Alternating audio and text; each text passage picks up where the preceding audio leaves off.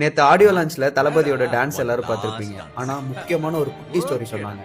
அத நான் ஷேர் பண்ணிட்டேன். ஒரு ஆட்டோக்காரர் பிரெக்னன்ட் லேடியா ஹாஸ்பிட்டலுக்கு பிக் பண்ணிட்டு போறாரு. வெளிய மழை பெஞ்சிட்டு இருக்கறனால அந்த ஆட்டோ டிரைவர் அவர்ட்ட இருந்து அம்பர்லாவை எடுத்து அந்த பிரெக்னன்ட் லேடி கிட்ட கொடுக்கறாரு. இதை எப்படி நான் உங்களுக்கு திரும்பி கொடுக்கறது அப்படின்னு கேக்குறப்போ அந்த ஆட்டோ டிரைவர் இதை தேவைப்படுறவங்க கிட்ட கொடுத்துருமா அப்படின்னு சொல்றாரு. அந்த லேடி ஹாஸ்பிட்டலுக்குள்ள போகும்போது வாசல்ல ஒரு பெரியவர் உட்கார்ந்து இருக்கிறத நோட்டீஸ் பண்றாங்க. இப்போ அந்த அம்பர்லாவை அந்த பெரியவங்க கிட்ட கொடுத்துறாங்க. அதுக்கு அந்த பெரியவர், மா நீங்க யாருன்னே தெரியல, நான் இதை எப்படி திருப்பி கொடுக்கறது அப்படின்னு கேக்குறாரு. அதுக்கு அந்த லேடி, வேற யாருக்காவது தேவைப்படுறவங்களுக்கு கொடுத்துருங்கய்யா அப்படின்னு சொல்றாங்க. அந்த பெரியவர் பஸ் ஸ்டாப் வந்ததுக்கு அப்புறம் ஒரு பூக்கடைக்கார அம்மாவை பாக்குறாங்க, மலையில நனைஞ்சிட்டு இருக்கிற மாதிரி. சோ அந்த கொடைய இப்ப அவங்கள்ட்ட கொடுத்துட்டு போயிடுறாங்க.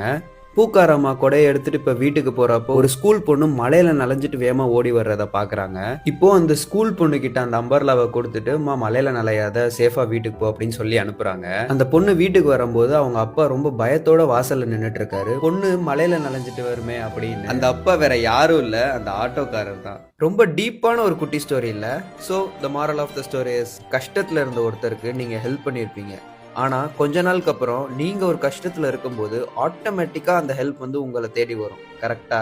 சோ நல்லது பண்றப்பையும் ஹெல்ப் பண்றப்பையும் தயங்காம பண்ணுங்க. இந்த வீடியோ உங்களுக்கு பிடிச்சிருந்துச்சுன்னா என்ன ஒரு ஃபாலோ பண்ணிக்கோங்க. சரி, பாப்போம். டாடா.